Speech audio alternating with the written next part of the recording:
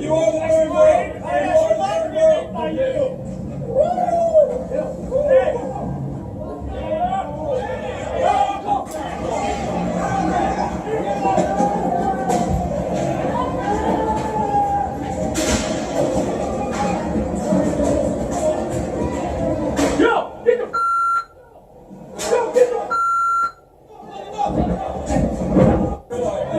You are the third world. By you.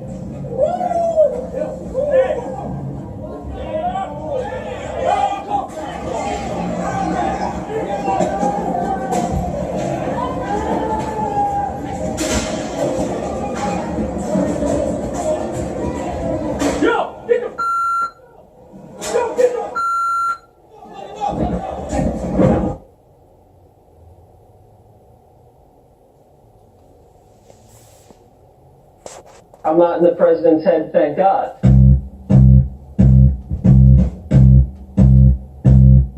Perhaps the president was thinking, you know what, we don't have all the facts, like Dana said, let's just take a big picture approach because both sides are rumbling. I don't know who the driver was before I make a statement. I make a statement, I like to be correct. I want the facts. What do you think? There are good people on both sides of this debate. But you also had people that were very fine people on both sides. And where are you going to stop it? Well, you can make an argument for Thomas Jefferson and George Washington. Are you going to change the name of the Washington Monument? Are you slave owners? Yeah, absolutely. That's my point. This week it's Robert E. Lee. I noticed that Stonewall Jackson's coming down. I wonder, is it George Washington next week, and is it Thomas Jefferson the week after? You know, you really do have to ask yourself, where does it stop? No, he was exactly on point. There is an alt-right and there is a alt-left. And this war between the two sides has been going on for an awful long time. What about the alt-left that came charging at the, as you say, the alt-right? Do they have any semblance of guilt? Let me ask you this. What about the fact they came charging with clubs in their hands, swinging clubs? Do they have any problem? I think they do. Don't worry, not enough for the fake news media, not enough for everybody else. Any other channel you're on right now is saying, it was too late, fresh uproar. Why didn't he name him on day one? I didn't wait long. What? I didn't wait long. I didn't wait long. And honestly, if the press were not fake, and if it was honest, the press would have said what I said was very nice. You will not replace us. You will not replace us. You will not replace us. You will not replace us. We're not arguing with the peanut gallery here.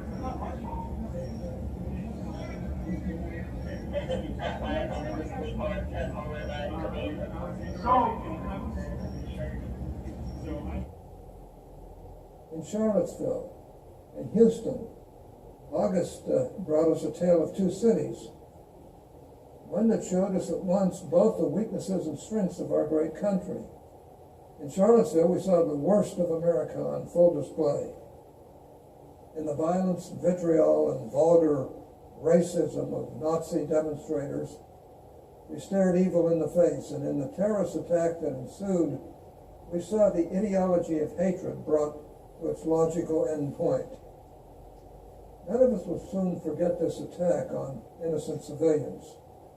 Through the stagnant, humid air of that hot summer's day, we caught a glimpse of the darkness buried deep in the soul of America. Mr. President, Charlottesville was more than a tragic event. It was a gut-check moment for all Americans. It was a national low point that demanded all of us to take stock of where we are as a society and where our rhetoric is taking us. The men who perpetrated this horrific act of violence, whether by their words or by their actions, represent the dregs of a dying culture. But if the violence in Charlottesville showed America at its worst, then the rescue and recovery efforts in hurricane-ravaged Houston showed our country at its best. Just 2 weeks after the brutality in Charlottesville, our nation again watched in horror as Hurricane Harvey made landfall in Texas, unleashing a flood of biblical proportions. Relentless rainfall battered the coast for days, leaving in its wake a trail of destruction and shattered life. Harvey left behind unprecedented devastation, but it also gave us countless stories of hope and heroism. Hundreds of counter-protesters poured into the streets of San Francisco to make their voices heard. You need to quit right now! Demonstrators gathered to protest against hate despite the canceled free speech rally that city leaders had feared could draw out right-wing extremists and cause a repeat of the violence that broke out in Charlottesville 2 weeks ago. The planned gathering by the group Patriot Prayer had been the centerpiece of a weekend of protests in the Bay Area. You know, if we let a little bit of hate speech, if we let a little bit of Nazis in, they're going to spread and they're going to end up killing our people. So the way to, defeat that is this, power of the people, organizing, coming out in thousands and making it known that we're not going to let them walk on our streets. We're not going to let them spread their hate speech. We're not going to let them terrorize our communities, kill our babies, our mothers, our elders. We're not going to let that happen. At least one person was arrested when minor scuffles broke out between counter-protesters and the police.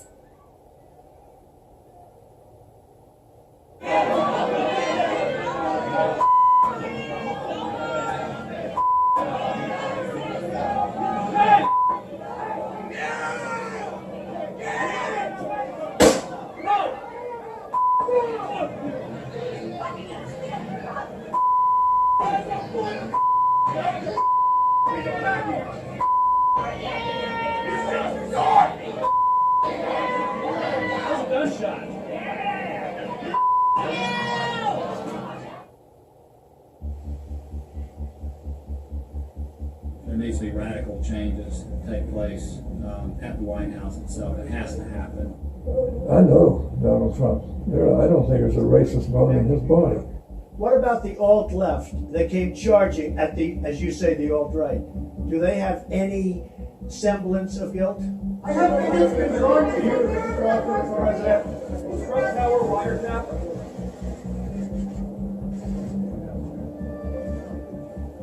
We invited every single Republican senator on this program today, all 52.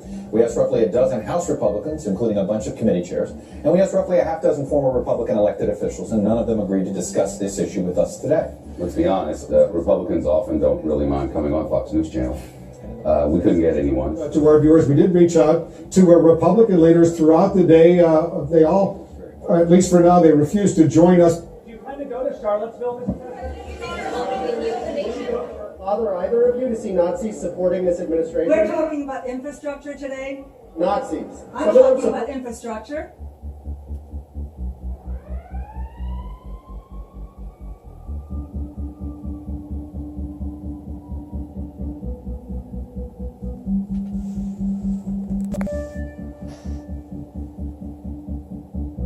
The president has not yet been able to demonstrate the stability nor some of the competence that he needs to demonstrate in order to be successful. He also recently has not demonstrated that he understands the character of this nation. What would you say to the president, Congressman, right now? Apologize. The president should have immediately denounced the racism, the bigotry, the hatred he saw in Charlottesville. The president should have done that immediately. And what he did today again, goes back on what he said yesterday, and that's unacceptable. The president was wrong to do that. And I've said that loud and clear.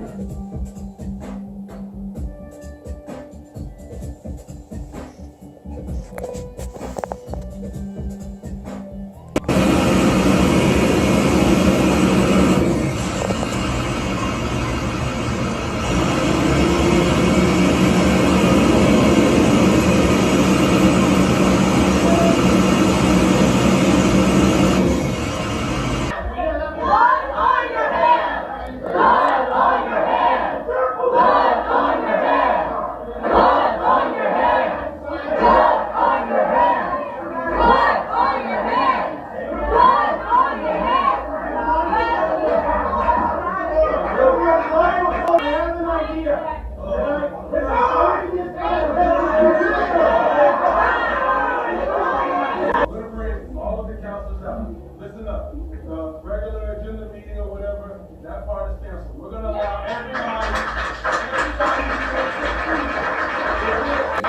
Jackie Spear, tweeted, quote, POTUS is showing signs of erratic behavior and mental instability that place the country in grave danger. Time to invoke the 25th Amendment. That's the amendment that would allow the removal of the president. Do you agree that President Trump is mentally unstable?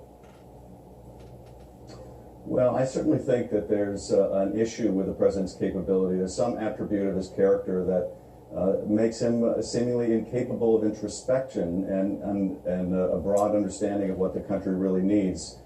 Even though we find many of us his conduct anathema and there to be a serious problem here. But I don't think it, particularly at this point in time, makes a lot of sense to focus on the 25th Amendment. As we look to the future, it's going to be very difficult for this president to lead if, in fact, that moral authority remains compromised. He went into office. Sometimes you have positional authority, and that is very hopeful. But the reality of it is, this nation responds to moral authority. His comments on Tuesday that erased his positive comments on Monday started to compromise that moral authority that we need the president to have for this nation. We should call out violence of any kind.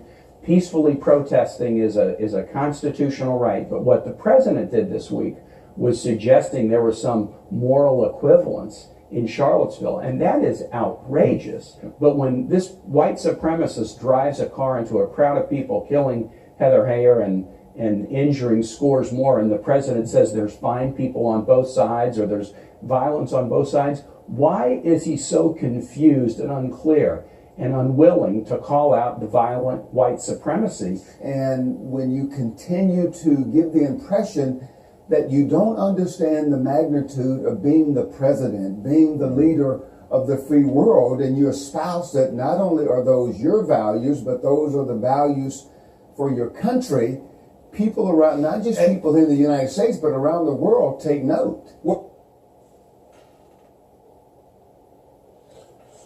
All right. Guess what? We're back. So I thought I'd give you a little some of that news from the history of life, from all walks of life. So you gotta understand. First of all, people have been programmed since, beginning of, say, they kind of got programmed since basically 9/11. Okay, that kind of started the process of people becoming programmed. Just basically just in their personality. So when the Bible came, which is like a Moor, he really showed you how to get programmed. So we got programmed through him, and then Trump came and just solidified all the BS that exists in the world from the help of my direction that I gave him in 97. You know what I'm saying? But people don't understand that. That's another story. But it relates to these stories.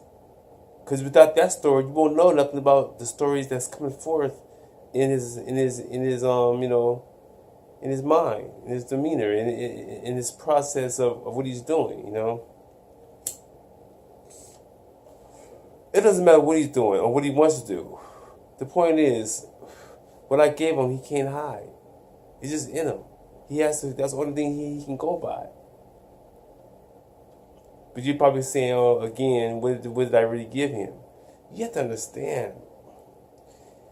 People's demeanor, people's lives, people's whole spiritual structure of beyond existence can all change from just a snap of a finger. Snap of a finger. Sometimes people can wake up. Wake up from a deep sleep.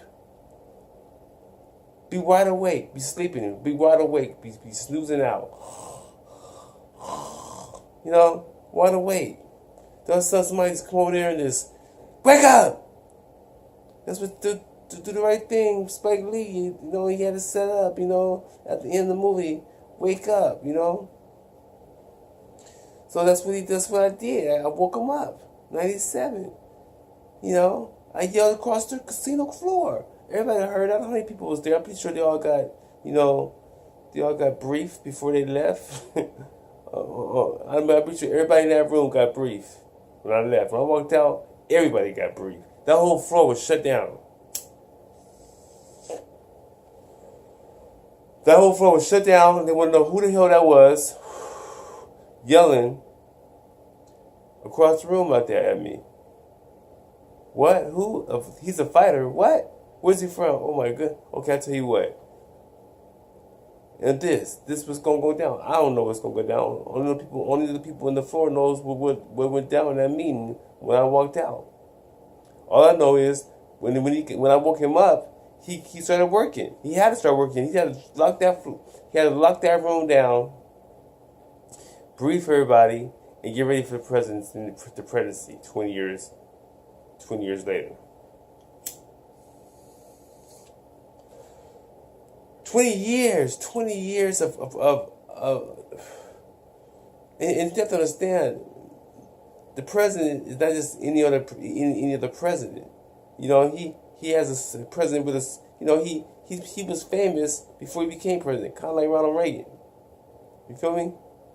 But I don't know. Ronald Reagan's situation was kind of different because back then we didn't have what we have now. You know, so President Donald Trump is becoming a big. So Ronald Reagan was able to hide a lot of stuff. He was able to hide a lot of stuff, and when you hide stuff, you do stuff. You feel me? So President Donald Trump ain't trying to do all that. He trying to come straight forward like how I came straight forward to him. See, when I came straight forward to him, he can only do what he was told. So by him being told that, he has to do that. So by him doing that, making y'all crazy because y'all so used to being programmed. That ain't straight up. That's waiting for a direction. Because you have no spirit. Because you're programmed. He's showing you a spirit. He's showing you a free spirit. And he's able to do it. He's up there in the middle with the top is dog to the bottom is dog. He's right there in the middle. So you can't tell him nothing. Because them up high is going to be good regardless. Them on the bottom is getting something from it. So who's really hurting? The middle ain't hurting because they're getting what's coming. So who's really fussing? Who's really hollering? Who's really making these all these accusations of complaints? I'm gonna tell you who it is. All you gotta do is listen.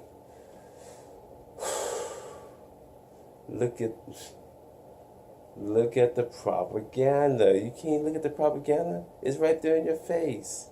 And you can't see it.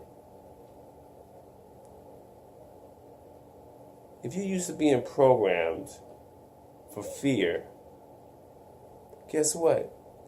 That's how you gotta go out. Programmed with fear. Okay? So analogies that are pretty much put out there is just ridiculous. It looks silly. It looks like it don't make no sense.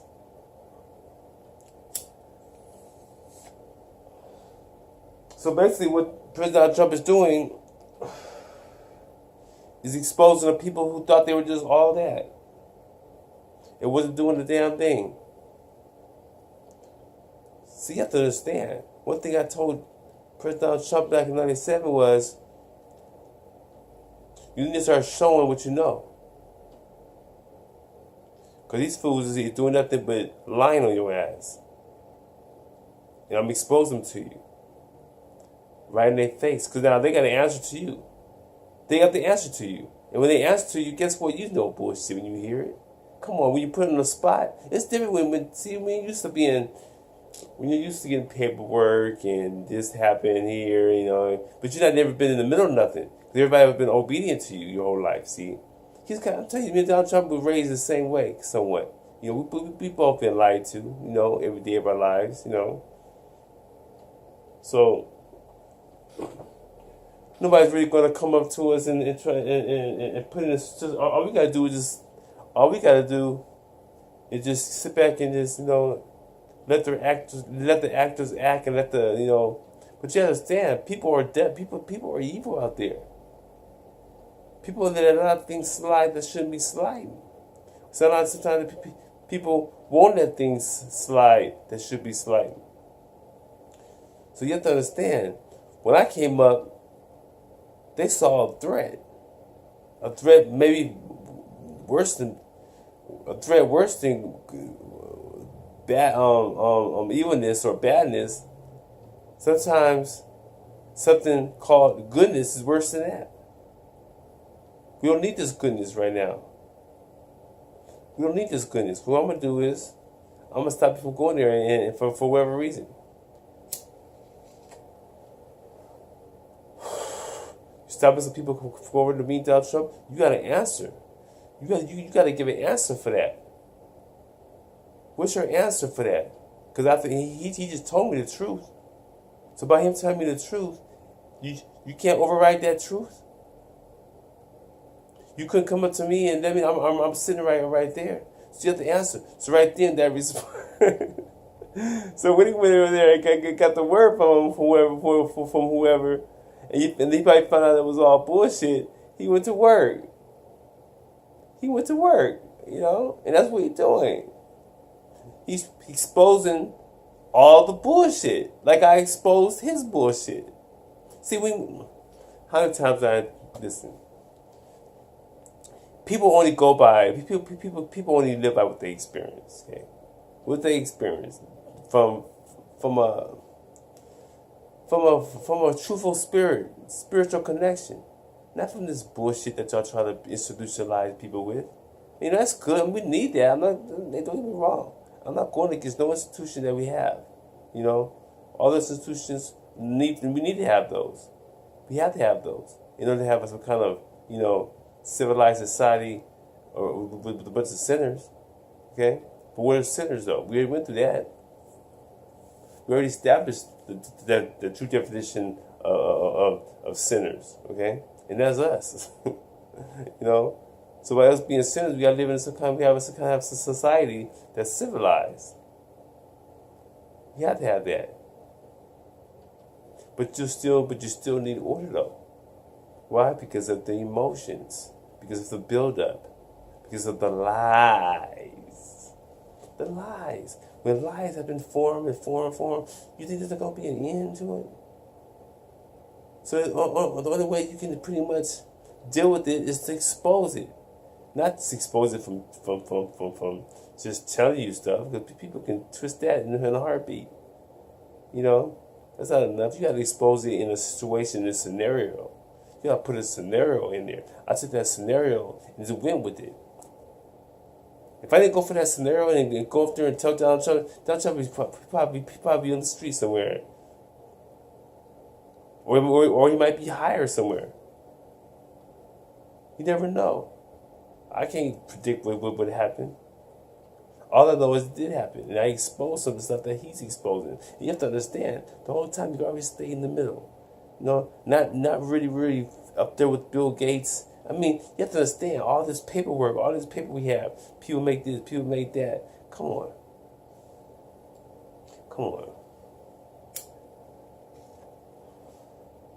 Why we just got to take it the way it is. Why is it set up like that? Why is Donald Trump always in the middle, right there, 10 billion or 3 billion or something like that billion? That's all I've ever seen him at, 10 billion, 3 billion, or so between $1 billion and 20 million. He'd always stay in that range. Why is that? Shouldn't he be up there way up in the big dogs up there with Bill Gates and all them cats making 100 billion?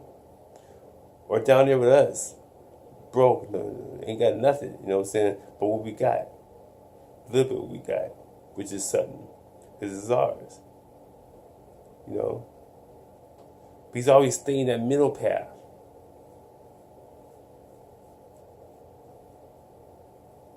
So he knows, he's been down here with us. He knows us. He feels us. I met it. If he met me, if I got a chance to, If I had a chance to be in a distance from where I could touch him, I could have went over there and grabbed him if I wanted to. They couldn't stop me. I knew a path where I could get to him quick. I was in the military not too long before that. You have to understand, I just came out. I was an Army Ranger. Army Ranger was on Fort Sill. They officially made me one Army Ranger right there in 1994. No one ever knew it was a secret society shit. No one ever knew.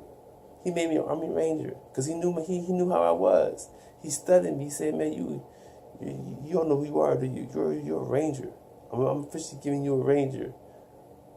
It was a secret. It was just between me and a couple of those guys. And I was walking to the PX. Walking to the store, whatever it was called. I think it's called PX. And he said, because the way I think, the way I move, the way I do things.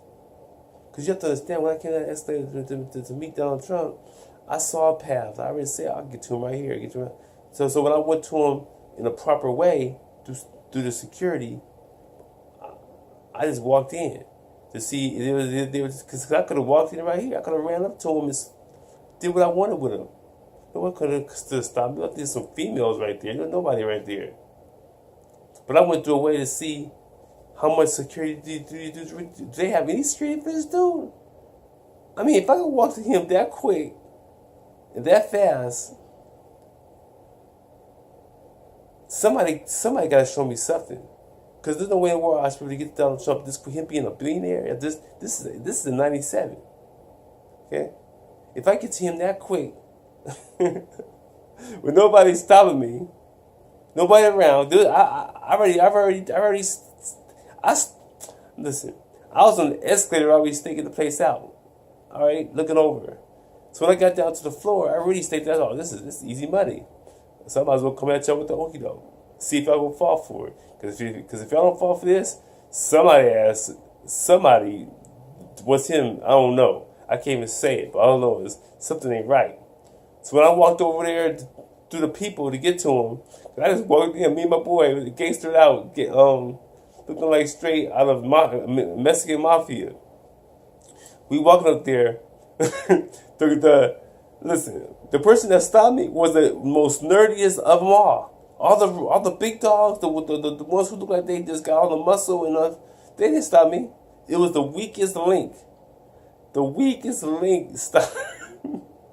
He like a little boy. I think it was his son. Really, I do. I think it's his son. But I don't think it was. His son like I don't know. He might be taller because Donald Trump's kind of tall, so I don't know. All this dude like a straight little kid, but he was with a bunch of men like he had his back, so I didn't sweat it. I just told him who I was, and he just wouldn't let me go. That's why but I could have just went ahead and went. But, I'm not going to sit there and argue with somebody and tell me I can't go over there because, I figure, this is not the point I'm trying to make. I'm going through it. If you acting, if you playing games, you fucking with my head, I'm going to fuck with your head. And I'm going to get y'all in trouble for not having a better security for Donald Trump. Your security should be better than this, because y'all sitting there drinking, and I could be anybody. I could be disguised as a boxer and come here and try to assassinate him or something. You never know. So, they did, like I said, they did stop me, but I had to force them to stop me. I had to force him to find out who the hell I am. I could have went all kind of ways to get to him, So, after they told me I couldn't go, that's when I saw Donald Trump grabbing over to trying to find out what the hell was going on. He was looking over. That's when I yelled out, "It's my time. It's my chance to go ahead." Because I really don't want to meet him now.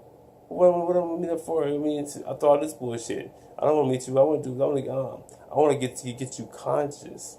So when you become president now, I can deal with you. Because I ain't trying to do this shit for nothing. Okay, I want something good to come out of it.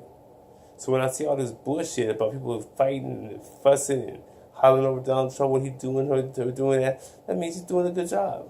Because they've been fighting me my whole life. Why? Because I've been winning my whole life. You feel me? Let's go, gang.